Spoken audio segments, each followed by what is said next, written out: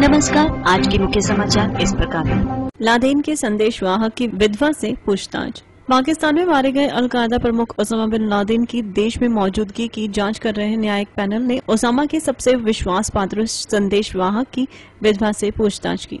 इस संदेशवाहक की गतिविधियों ने ही CIA को ओसामा तक पहुंचाया था। एक आधिकारिक बयान के मुताबिक आयोग ने सोमवार को अबू अहमद अल कुवैती उर्फ अरशद खान की विधवा से लंबी पूछताछ की। एबटाबाद में 2 मई को जिस अभियान में ओसामा और अल कुवैती मारे गए थे, उसी में कुवैती की पत्नी घायल हो गई थी।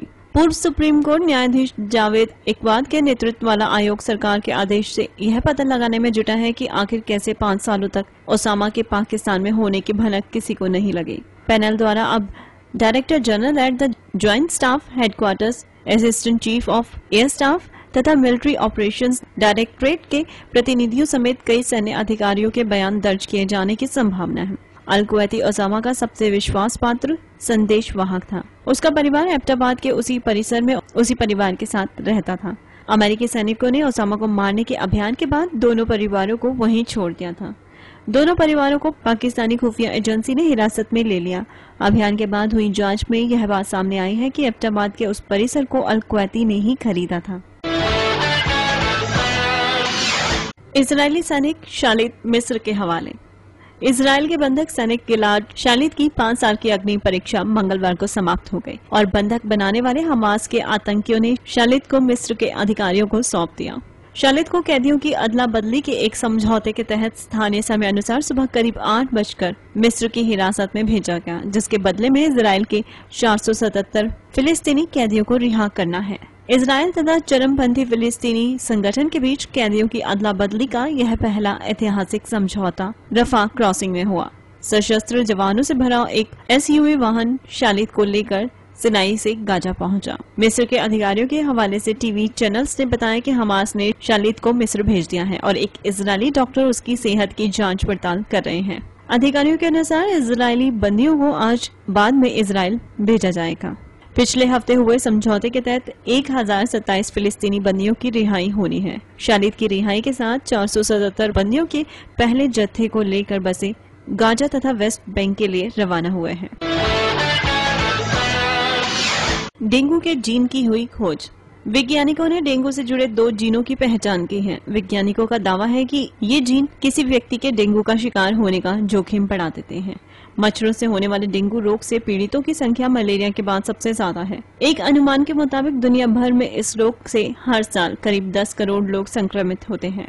एक अंतर्राष्ट्रीय दल ने 2 जीन के DNA कोड में बदलाव पाए हैं। DNA कोड में इस बदलाव से डेंगू से ग्रसित होने की संवेदनशीलता बढ़ जाती है। वैज्ञानिकों का कहना है कि इस खोज से इस बारे में महत्वपूर्ण तथ्य हासिल होते हैं कि संक्रमण के प्रति शरीर किस तरह से व्यवहार करता है। MICV के बारे में कहा जाता है कि यह शरीर की प्रतिरोधक क्षमता में महत्वपूर्ण भूमिका निभाता है। शोध करने वाले दल का मानना है कि इस जीन के अवयव संक्रमण से लड़ने के लिए अहम भूमिका निभाने वाली कोशिकाओं के क्रियान्वयन को प्रभावित कर सकते हैं। अगर ये कोशिकाएं सही तरह से काम नहीं करती हैं, तो शरीर की डेंगू के विषाणु से लड़ने की क्षमता खत्म हो जाती है। नेचर जेनेटिक्स पत्रिका के ताजा अंक के अनुसार इस शोध के प्रमुख और Oxford university clinical research unit के प्रोफेसर कैमरन सिमंस ने कहा कि डेंगू जीवन के लिए खतरनाक बीमारी है और उनका अध्ययन यही पुष्टि करता है कि कुछ लोग प्राकृतिक रूप से कई तरह की बीमारियों के प्रति ज्यादा संवेदनशील होते हैं। गिलानी की कुर्सी टूटी, लोगों ने कहा अपशकुन। पाकिस्तान के प्रधानमंत्री यूसुफ रजा गिलानी को एक सार्वजनिक मंच पर उस वक्त शर्मिंदा होना पड़ा जब राजधानी में एक आधिकारिक समारोह के दौरान उनके वजन से कुर्सी टूट गई। उनकी कुर्सी टूटते ही समारोह में भाग लेने वाले लोगों के मुंह से निकल पड़ा कि यह तो अपशकुन है। मीडिया में आई खबर के मुताबिक उनके पास ही खड़े उनके सहायक तुरंत उनकी सहायता के लिए आ गए और उन्हें जमीन पर गिरने से बचा लिया। यह घटना कल national university of science and technology में एक समारोह के दौरान हुई। प्रधानमंत्री कुछ देर तक टूटी हुई कुर्सी के किनारे पर बैठे रहे। उसके बाद जैसे ही पुरस्कार बांटने के लिए खड़े हुए आयोजकों ने तुरंत उनकी कुर्सी बदल दी। रिपोर्ट के मुताबिक वहां मौजूद सभी लोगों ने इस बात को लेकर हैरानी जताई कि देश के प्रधानमंत्री और समारोह के मुख्य अतिथियों को बैठने के लिए टूटी हुई कुर्सी दी गई थी। ईरान में गुपचुप तरीके से बंदियों को सजाए मौत। संयुक्त राष्ट्र ने ईरान में मानवाधिकार दुरुपयोगों पर एक रिपोर्ट जारी की है, जिसके अनुसार ईरान सरकार ने गुपचुप तरीके से सैकड़ों बंदियों को मौत की सजा दे दी। रिपोर्ट में सामाजिक कार्यकर्ताओं, पत्रकारों और महिला अधिकारों के पक्षधर लोगों के उत्पीड़न के बारे में विस्तार से बताया गया है। संयुक्त राष्ट्र की यह रिपोर्ट इस हफ्ते के अंत में जारी होगी, जिसे इस्लामी गणराज्य ईरान में मानवाधिकारों के हालात पर संयुक्त राष्ट्र के विशेष प्रतिवेदक अहमद शाहिद ने तैयार किया है। रिपोर्ट कहती है कि ईरान में 2011 में आधिकारिक तौर पर 200 लोगों को मौत की सजा सुनाई गई और पूर्वी शहर मशहद में कम से कम 146 लोगों को जेल में गुप्त तरीके से मार दिया गया।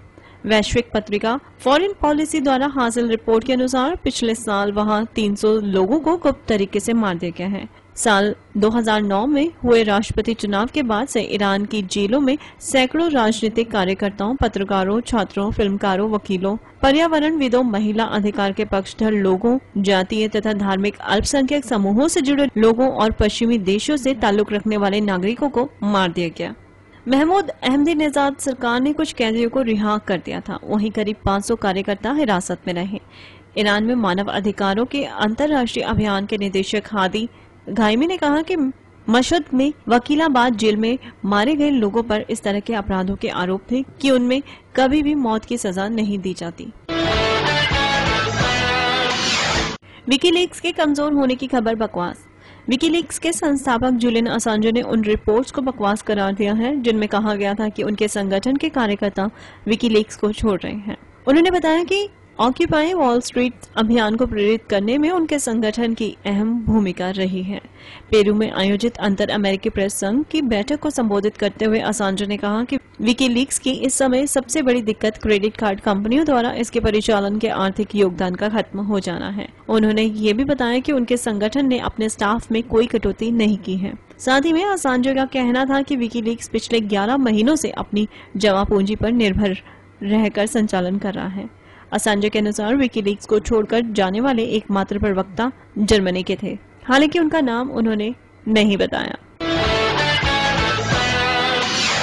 पाकिस्तान में नौका दुर्घटना, 22 छात्रों की मौत। पाकिस्तान के पूर्वोत्तर हिस्से में सोमवार को नहर में एक नौका डूब जाने से 22 छात्रों की मौत हो गई। पाकिस्तान की आधिकारिक न्यूज एजेंसी APP के मुताबिक पीड़ित साहिवाल के एक सरकारी कॉलेज के छात्र थे।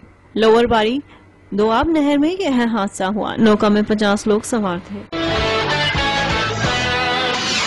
UN आग्रह ओलंपिक के दौरान संघर्ष विराम। संयुक्त राष्ट्र यानी यूनाइटेड नेशन के सभी 193 देशों ने आग्रह किया है कि सभी देश लंदन में अगली गर्मियों में होने वाले ओलंपिक के दौरान बैर भाव खत्म करके संघर्ष विराम रखें। महासभा ने इस संबंध में सर्वसम्मति से ओलंपिक ट्रस्ट प्रस्ताव पारित किया है। इस प्रस्ताव का उद्देश्य हिंसा मुक्त विश्व बनाना है। धूम 3 के लिए करना होगा इंतजार। आमिर खान अभिनीत धूम 3 का बेसब्री से इंतजार कर रहे दर्शकों को अभी और इंतजार करना होगा। पहले इसे साल 2012 में क्रिसमस पर रिलीज करने की योजना थी, लेकिन अब यह 2013 में रिलीज होगी। यश राज फिल्म्स का कहना है कि प्रोडक्शन और पोस्ट प्रोडक्शन का काम समय पर पूरा होने की संभावना कम है, जबकि इंडस्ट्री के सूत्रों का कहना है कि धूम 3 की रिलीज को सलमान खान की दबंग 2 की वजह से आगे बढ़ा दिया गया है। दबंग 2 को भी अगले साल क्रिसमस के मौके पर ही रिलीज करने की तैयारी है। माना जा रहा है कि आमिर ने यश राज को फिल्म की रिलीज आगे बढ़ाने के लिए मना लिया है। सलमान ने आमिर को फोन करके ऐसा करने को कहा था। वैसे यह तो होना ही था। बॉलीवुड के 2 दबंग खान एक साथ अपनी फिल्म कैसे रिलीज कर सकते हैं। जॉन को हॉलीवुड से न्योता। एक्शन हीरो जॉन अब्राहम पर हॉलीवुड भी फिदा हो गया है। खबर है कि हॉलीवुड निर्माता उन्हें सिल्वेस्टर स्टेलोन और गेरार्ड बटलर जैसे सितारों के साथ लेकर फिल्म बनाना चाहते हैं। हाल ही में आई जॉन की फिल्म फोर्स में भी उनके एक्शन की तारीफ की जा रही है। दरअसल स्टेलोन के एक्शन ट्रेनर JJ पेरी फिल्मकार बन गए हैं और वह जॉन को लेकर हॉलीवुड अभिनेता के साथ फिल्म बनाना चाहते हैं। जॉन ने भी इसकी पुष्टि की है। उन्होंने बताया कि पेरी ने फोर्स के कुछ सीन्स देखकर उनकी काफी तारीफ की। उन्होंने अपनी फिल्म में उन्हें लेने के लिए रुचि भी दिखाई है। वह दिसंबर में उनसे मिलने के लिए लॉस एंजलिस जाएंगे। उम्मीद करते हैं कि बॉलीवुड की तरह हॉलीवुड में भी जॉन कमाल दिखाएंगे। और अब आज के मौसम की जानकारी। मंगलवार की सुबह आसमान में खिली खिली धूप रहेगी व तापमान रहेगा -1 डिग्री सेल्सियस। वहीं दिन के समय भी धूप रहेगी व तापमान रहेगा 15 डिग्री सेल्सियस। शाम के समय आसमान साफ रहेगा व तापमान रहेगा 10 डिग्री सेल्सियस और रात भर साफ आसमान के साथ तापमान रहेगा 1 डिग्री सेल्सियस। तो ये थी आज तक की न्यूज और अब समय हो चुका है विदा लेने का।